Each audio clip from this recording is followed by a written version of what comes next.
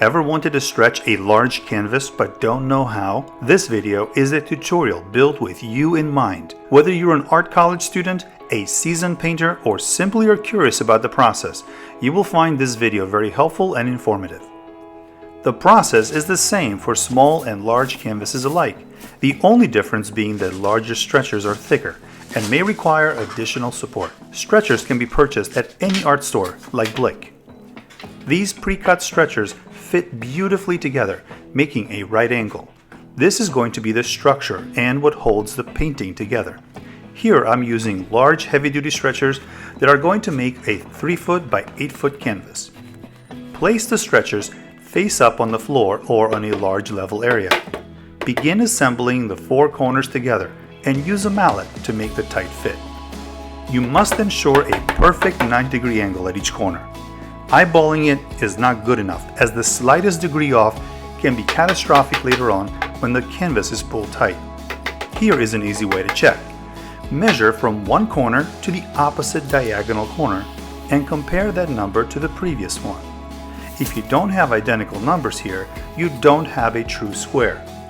Make slight adjustments at each corner and remeasure. When both numbers are identical, you are ready to move on. Staple the joint at each of the 4 corners with a heavy-duty staple gun. Doing this will help hold the perfect angle until you're ready to enforce it with support. Secure all 4 corners in place by nailing them down. Next come the cross braces that will provide additional support for your stretchers. Measure the inside opening between the stretchers, then cut the brace down to size.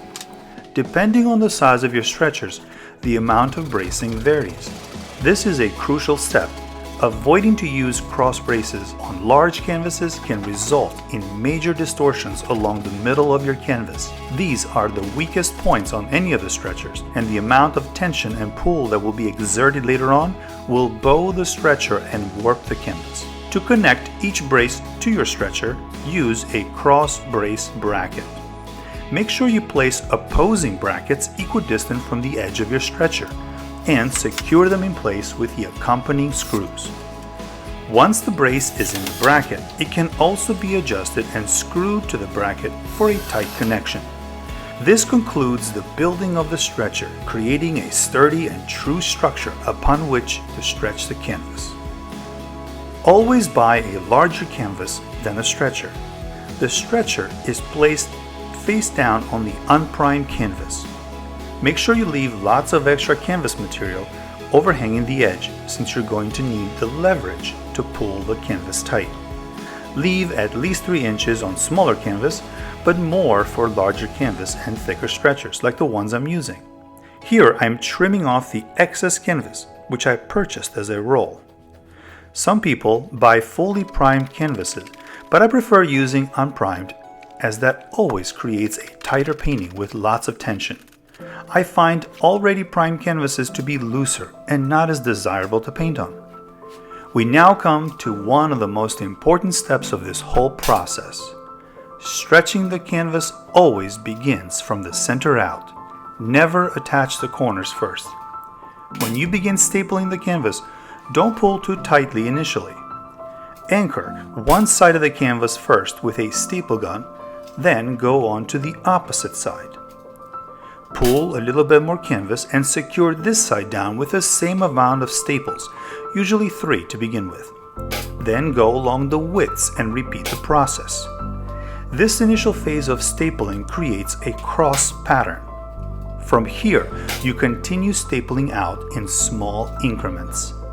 Every time you work on one side, you must go on the opposite side and match. The goal is to arrive at the corners exactly at the same time.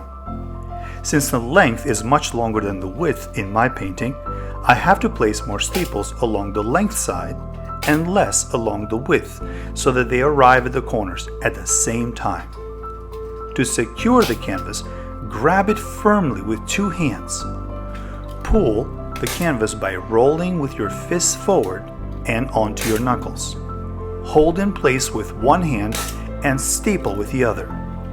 As you do, remove any wrinkled, by moving them out towards the corners. The goal is to apply uniform pressure as the canvas gets tighter and tighter, leaving no wrinkles behind. On a large canvas, pulling by hand is a very laborious process. Canvas pliers are a great tool to use instead, so that your hands and knuckles don't take a beating. Still, I like using my hands because I want to feel the tension of the canvas. I must say, you have to apply proper amount of tension. Too much tension could produce a warped canvas later on when you prime it with gesso. Too loose or flabby canvas leaves you with undulating waves and a surface that does not have any spring or bounce to it. I take this opportunity to trim off the excess canvas past the staples. I do this so that the extra fabric doesn't flap around. The finished product looks something like this. Now we arrive at another challenging point: finishing the corners. Here is how it's done. First, you must decide which way the pleat or fold will be facing. Since my painting will be a panoramic view, I don't want to see any folds along the widths of the canvas. I want as clean of an edge as possible with minimal creases. I'm going to create two folds, a smaller, shorter fold going right across or diagonal, and a larger fold over top. The smaller fold neatly organizes the excess fabric and lays it down flat, while the larger fold covers the first one and creates a clean edge. Always do a dry run before you start stapling down. On a large canvas like this, there's always a give and take until, with proper tension, the larger fold comes flush with the corner. Secure the small fold first with a stapler. Then firmly secure the larger fold over top with multiple staples. Don't forget to pull any last residual wrinkles out of each corner before stapling down. Here is the process one more time at another corner. I can't stress enough the importance of rehearsal here. Don't secure anything down until you are satisfied with the look and feel of your canvas. One other thing you probably picked up on already is how the larger fold, while trying to stay true to the edge, cannot hang out over the stretcher. Pull excess fabric so when everything is laying flush, no canvas can be seen from the front or the sides. I know this is a long and laborious process, but when everything is done, you are left with a beautiful canvas that is ready for priming. To prime the canvas, I am using Artist Gesso. The purpose of the gesso is to seal the canvas fibers and protect them from the oil and acrylic paints. There is a right way to apply gesso, and here it is. Begin by painting an X, diagonal lines from opposite corners. This is important because as the gesso dries, the canvas stiffens up and exerts tremendous pressure on the stretchers. If you begin painting, let's say, from one side to the other, the canvas will not shrink at uniform ratio, so again, warping will occur. By painting the X, the tension is diverted to the corners first, which are the strongest points.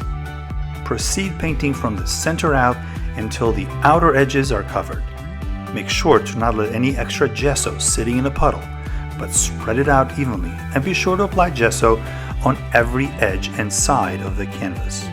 There is no need to paint the back. As the gesso starts drying, you will notice an incredible amount of shrinkage. So much so that the canvas will sound like a tight drum. If the canvas makes it through this phase without any warping, you are in the clear. Each coat of gesso takes anywhere from 1 to 2 hours to dry, depending on humidity. Once the first coat has dried, and between other coats, it is always recommended you lightly sand the canvas with 120 grit sandpaper. You see, the gesso agitates the fabric of the canvas, making it much coarser and rougher. Doing a very light sand relaxes the split ends and gives the canvas a smooth finish. Apply a second coat of gesso, going in opposite direction to the first one. For example, if the primary direction on the first coat was horizontal, on the second coat it should be vertical, so that each coat crisscrosses each other. Usually 2 to 3 coats of gesso should be enough.